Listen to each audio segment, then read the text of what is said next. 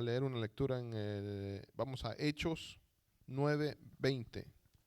Bendito sea el Señor. Hechos 9:20. Gloria a Dios.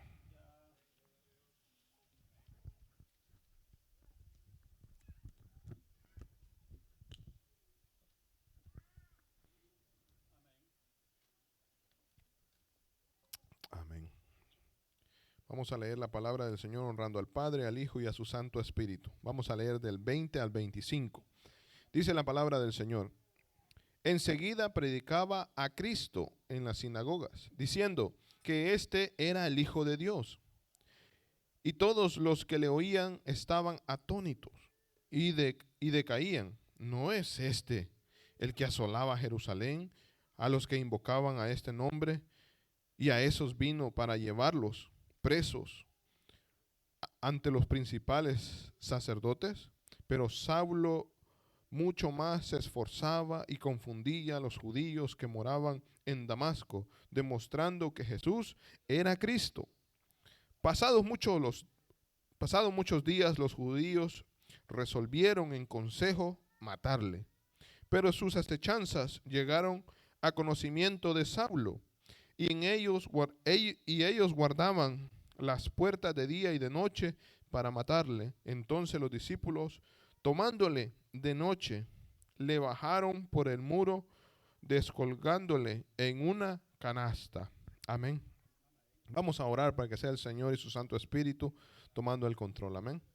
Padre Santo, te damos gracias, Señor. Te pedimos que seas tú, Señor, hablando a través de mis labios, Padre Santo. Asimismo, Señor, como has tomado, Señor, a cada uno de mis hermanos en la alabanza, Padre Santo, y la dirección, Señor, y los sugieres, Padre Santo. Te pedimos que seas tú siempre, Señor, siendo el único autor y consumador de todo esto, Padre Santo, que tu palabra sea predicada de acuerdo, Señor, a lo que está escrito, Señor, y que nosotros nada más seamos, Señor, portadores de ella, Señor. Gracias te damos por todo, Señor, en el nombre de Cristo Jesús. Amén y amén.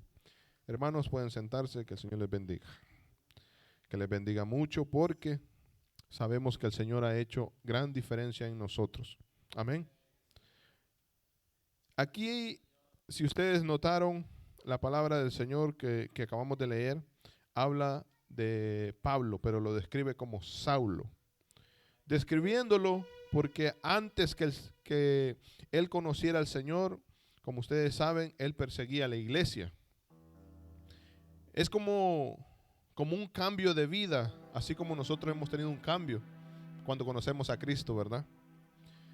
Este hombre, podemos leerlo al principio en Hechos 9, al principio en el 1, dice: Saulo, respirando aún amenazas de muerte contra los discípulos del Señor, vino al sumo sacerdote y le pidió cartas para las sinagogas de Damasco, a fin de que si hallase algún hombre o mujer de este camino, le trajese preso a Jerusalén. Saulo, como se le conocía antes de conocer a Cristo, era un hombre celoso de la palabra del Señor, era un hombre que conocía bien la ley, era un hombre que él, como decimos nosotros, juraba por la ley. Pero no era que él en realidad conociera al Dios de esa ley. Ellos pensaban que la ley era más importante. Llegó un momento que ellos pensaban que la ley era más importante que Dios.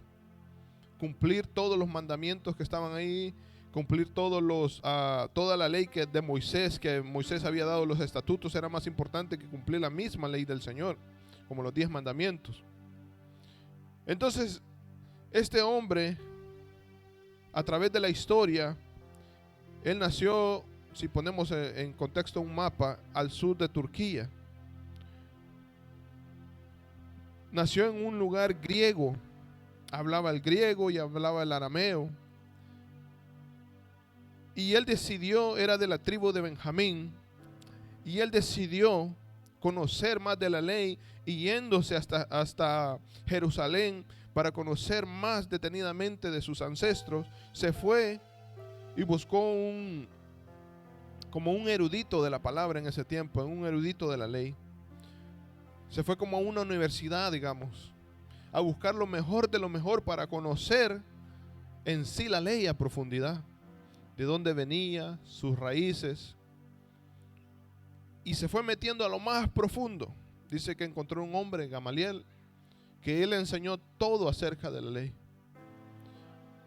y él era celosísimo, al grado que un día él creía que él podía hacer la mano de Dios y poner el juicio sobre la tierra, al grado que él pensó y estudió todas las sectas del lugar, como los saduceos, como los ¿cómo se llaman los otros? Los saduceos, se me fue, son como unos 3, 4, pero entre ellos estaban, ¿cómo dijo? Los fariseos, exacto, y entre ellos estaban los cristianos, porque los cristianos asistían al templo también.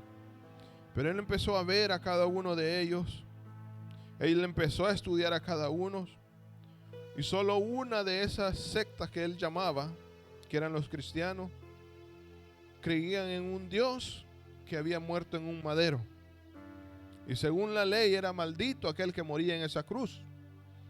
Todo hombre que moría ahí era maldito, y según la ley condenaba a ese hombre, y de ribete decía que estaba vivo, que había resucitado. Y se enojó tanto que dijo: no, a esto hay que sacarlo y hay que matarlos. Y empezó a buscar a esa gente, empezó a tratar de buscar a esa gente donde sea que fuera posible, al grado de salirse de Israel y yendo hacia el norte, por decir así, del país, hasta Damasco, donde sabía que había mucha gente de ellos corriendo, porque había un hombre que los mataba, que los llevaba al templo y los apedreaban donde él los llevaba. Donde los apedreaban era un lugar donde hacían como una fosa, los apedreaban, tiraban piedras y ahí quedaban. Incluso dice que a Esteban él dio el ok, como decimos nosotros aquí, para que lo apedrearan. Dijo: ok, vengan todos aquí, pónganse en fila, hagan línea, dijo, agarren su piedrita, denme su manto para que no se esfuercen mucho, yo lo voy a ver mientras ustedes van y apedrean al hombre. De esa manera, incluso él dice que a él le dieron el manto de Esteban mientras lo apedreaban. Estuvo presente, él mismo lo testifica, que estuvo presente cuando fue el derramamiento de sangre de ese hombre, de un joven. Dios bendiga a los jóvenes que están aquí. No crean que están en un lugar simplemente porque de casualidad vinieron a parar, no. Hay un propósito en todo. Hay un propósito en todo lo que el Señor hace para con nosotros. Muchos de nosotros que ya estamos abuelitos, fuimos jóvenes y pasamos muchas luchas también. Entonces yo le puedo testificar que sí es cierto. Hay un desierto que cruzar. Hay unas circunstancias en las cuales no tenemos ni a papi ni a mami. Y es difícil estar solo. Es difícil enfrentarse al mundo sin tener una figura paterna, sin tener una figura materna a su costado, a su derecha o a su izquierda. No tener un ejemplo el cual seguir. No tener eso que le diga: hijo, de esta manera tienes que hacer las cosas. Y no que, como dicen aquí, lo aprende del camino más duro, de la forma más dura. Pero con todo y eso, el Señor lo ha permitido. Y me va a decir usted: ay, ¿por qué el Señor permite tanta desgracia en mi vida? Dice el 9, vamos a leer el 15. Dice el 9:15. El Señor le dijo: ve, le dijo a Ananías, porque instrumento escogido me es este, para llevar mi nombre en presencia de los gentiles, de reyes, de los hijos de Israel, porque yo le mostraré cuánto le es necesario padecer en mi nombre. Esas son palabras del mismo Señor. No son palabras dichas por alguien, sino por el mismo Dios. Así que jovencito que está aquí, el Señor mismo lo ha escogido. Dama, caballero que está aquí, el Señor mismo te ha escogido. ¿Para que estemos sentados en la banca? No. Cosas grandes, cosas maravillosas. Dice que este hombre asolaba la ciudad, o sea, dejaba sola la ciudad cuando iba a una ciudad donde habían cristianos.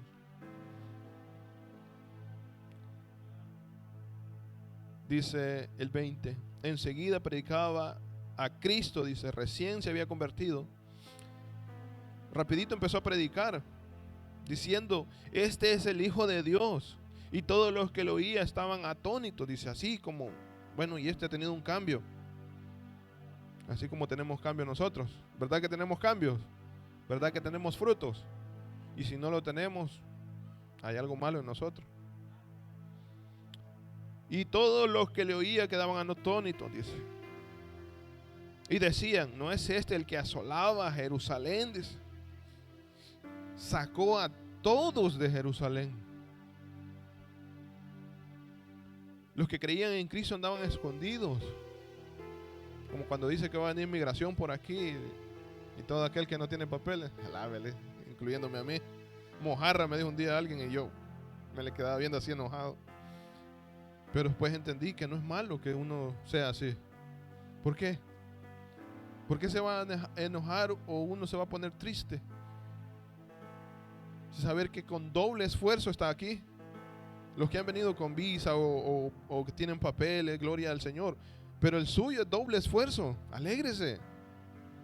Alégrese. Es como que el que aprende el idioma aquí. Yo le decía a los muchachos que trabajan conmigo, el hecho de que tú aprendas un idioma no significa que tú te sientas menos y que no lo puedas hablar. Al contrario, tú hablas un idioma y estás aprendiendo otro. ¿Verdad que sí?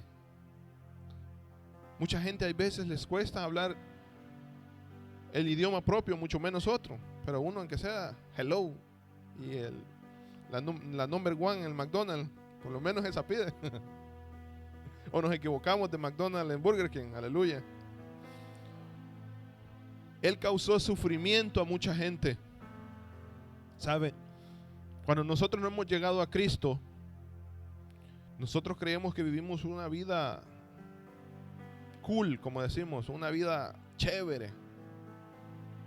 Pero cuando está el vicio de promedio, cuando están la drogadicción, cuando está problemas extramatrimoniales, o sea, dañamos a otras personas, causamos daños a los que están alrededor de nosotros.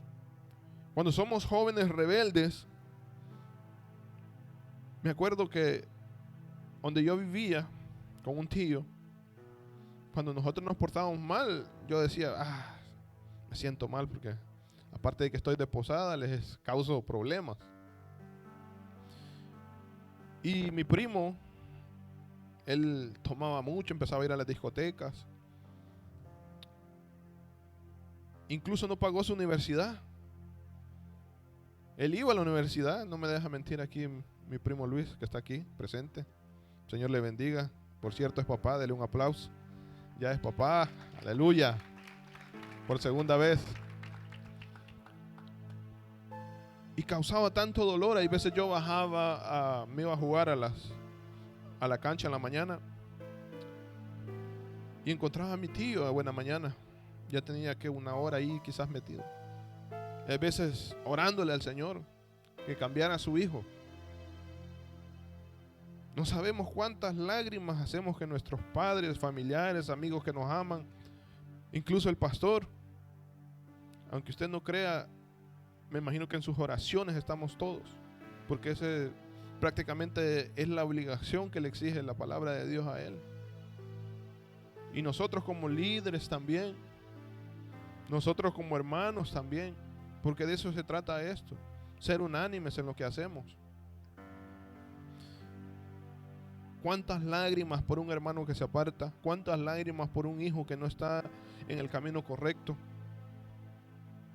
De esa manera me imagino que era Saulo causando daño a tantas personas. Su maestro que le enseñó y él andaba haciendo todas esas cosas. Porque en cierta ocasión le dice, cuidado, quien quita y se están metiendo con Dios, le dice. Cuidado. Quien quita y con Dios se meten. Le dijo al Sanedrín, no solo a él. Sanedrín era como una especie de congreso, donde había muchos que ellos decidían qué hacer en el pueblo judío. La iglesia se tuvo que mover para diferentes lados, o emigrar, como se dice, para que este hombre no los agarrara, no los ejecutara, por decirlo así, llevándolos a los confines de la tierra, sin saber que había un propósito de Dios en eso. Porque hoy el evangelio está esparcido en todo el mundo, y no hay nación que no haya escuchado de Dios. No hay nación que no sepa quién es Cristo. Amén.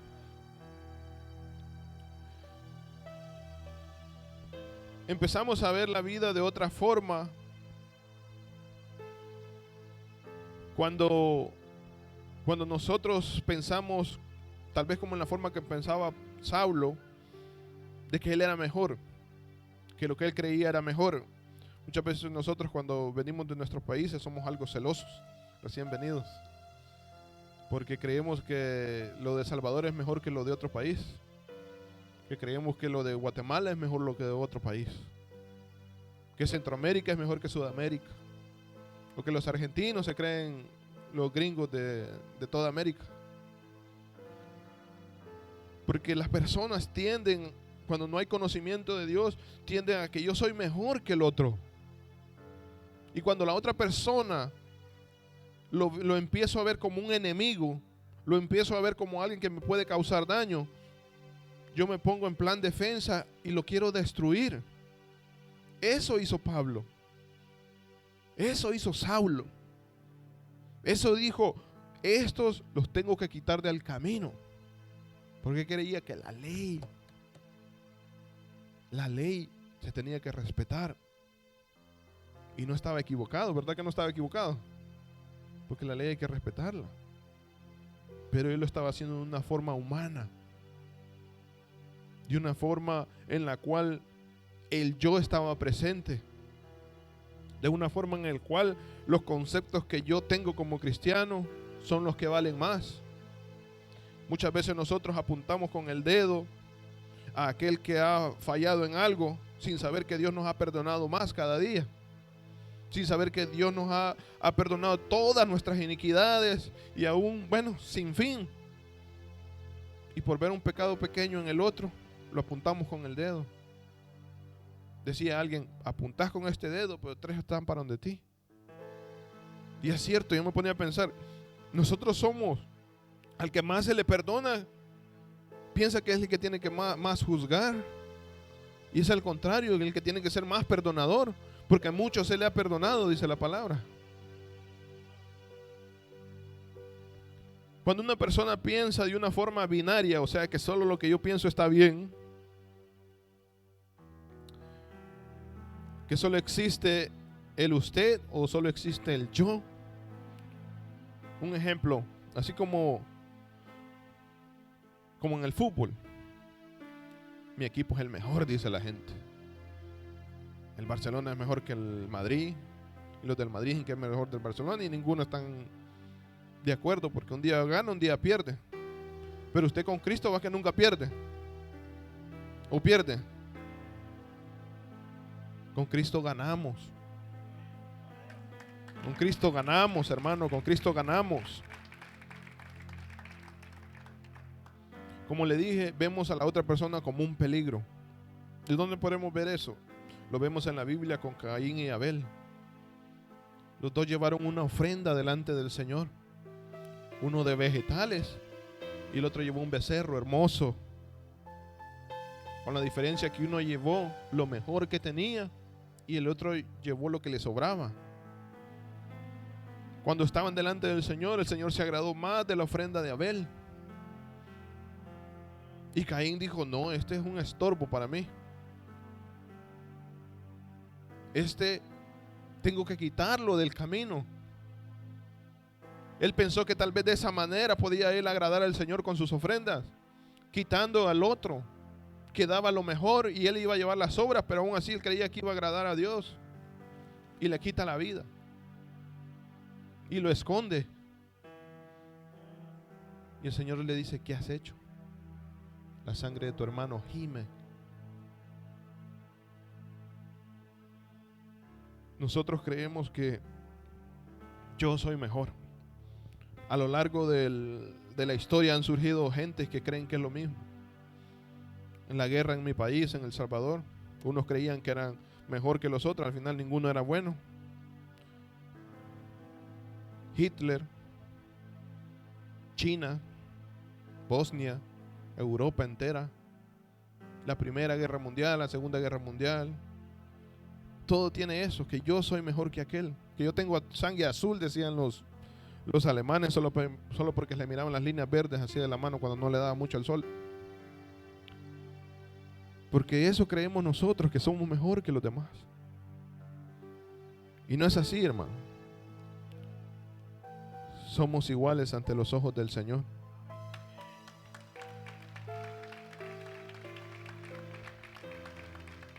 Aleluya. Dios es bueno. Dios es maravilloso. Amén. Acompáñeme a Romanos 12:2.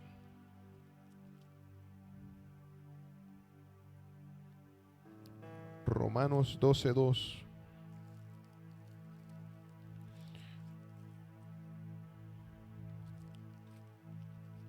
Gloria sea al Señor.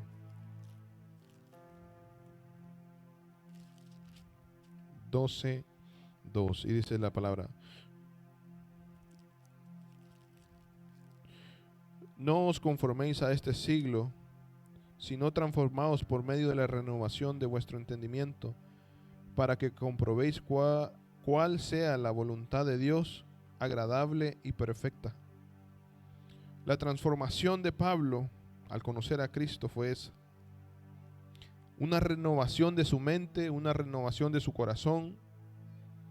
Nosotros en este tiempo queremos renovar nuestra mente de acuerdo a lo que este mundo ofrezca. Queremos renovar nuestra mente con el teléfono a la par. Queremos renovar nuestra mente con las redes sociales de por medio. Y creemos que de esa manera podemos alabar a Dios. Cierta persona dijo, yo tengo un ministerio, dijo, y lo tengo en Facebook, dijo. Ahí le texteo a todos los hermanos. Comodidad. A nadie le gusta salir. A nadie le gusta salir de la zona de confort. A nadie le gusta salir a un lugar donde tenga que exponerse. A nadie le gusta salir a un lugar donde tenga que trabajar para hacerlo. Perder un día de trabajo, una tarde, qué sé yo. Todo lo que nos ata a este mundo. Solo para testimonio y para la gloria del Señor. En cierta ocasión pasé a un lugar a comprar comida y le contaba a mi esposa que me dio curiosidad unos borrachos que estaban a un costado. Y pasé a comprar comida, fue a comprar unas pupusas. Y cuando le digo a la señorita que me diera mi orden, le digo que me dé otras 10 y que me las den separadas, ¿no? Y unas sodas y eso. Bueno, voy a pasar a dejar las pupusas, dije yo. Pasé de nuevo. Habían menos, ya se habían ido algunos. Y mientras estábamos, me acerqué a ese lugar y solo se levanta uno que estaba medio, que a ella le había pasado la borrachera. Se llamaba David, por cierto. Y le digo, hola, ¿cómo estás? Bien, me dice. Mira, le digo yo, te traje algo de comer. Oh, gracias, dice, gracias, dice. no había comido en todo el día, dice. Y estaba unos 5 pies quizás de distancia. Y me recosté a la barda y hablo con él y empiezo a preguntarle, ¿no? ¿Cuánto tiempo tenía aquí? ¿Cómo es que había llegado? Y mientras lo hablábamos, él me contaba. Yo miraba sus manos, las cicatrices, cada mancha, su ropa, el olor fuerte, los otros 2 señores tirados ahí, el mal olor que impregnaban. Miraba sus marcas de las picadas de las agujas en sus brazos.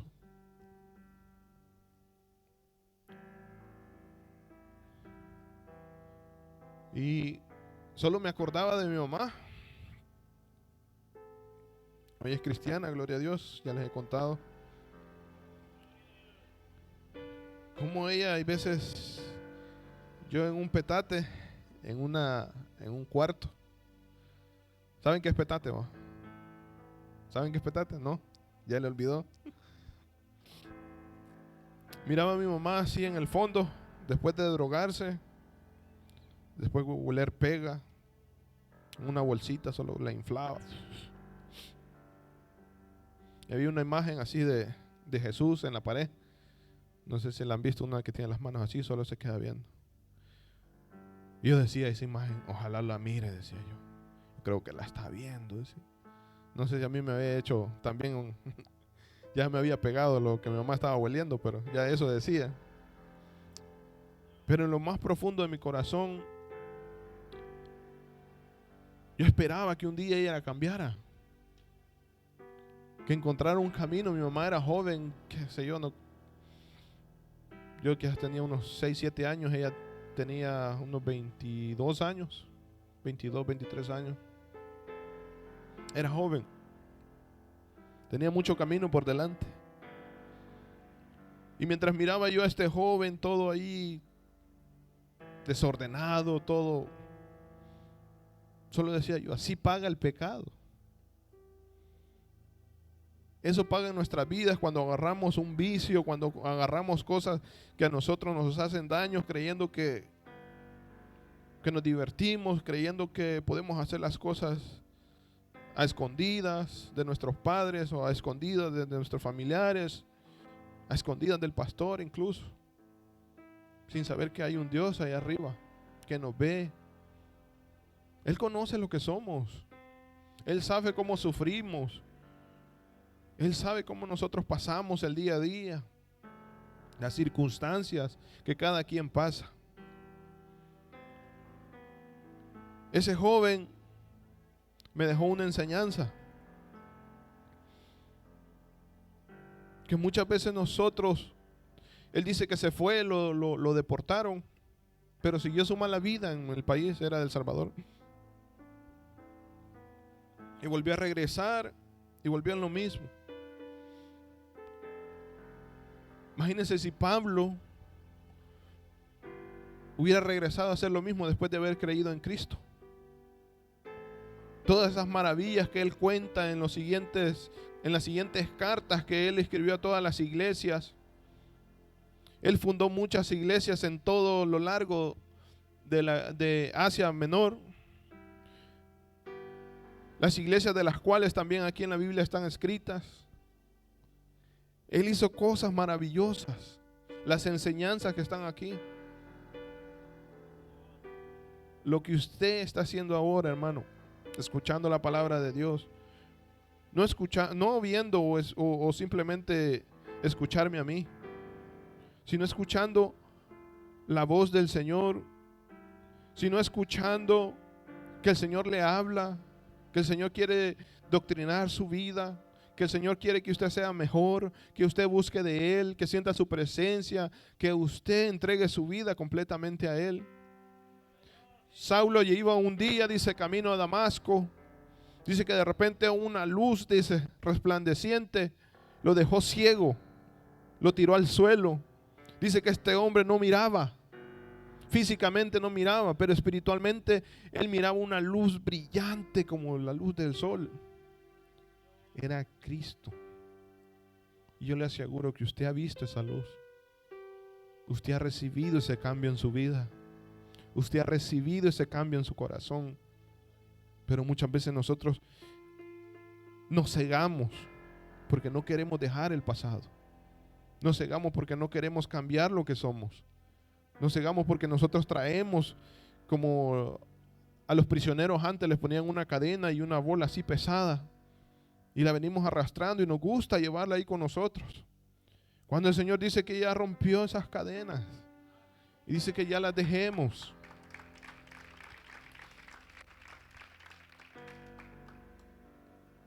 El Señor no ha venido a imponer un yugo que no se pueda llevar, sino que dice que es ligero.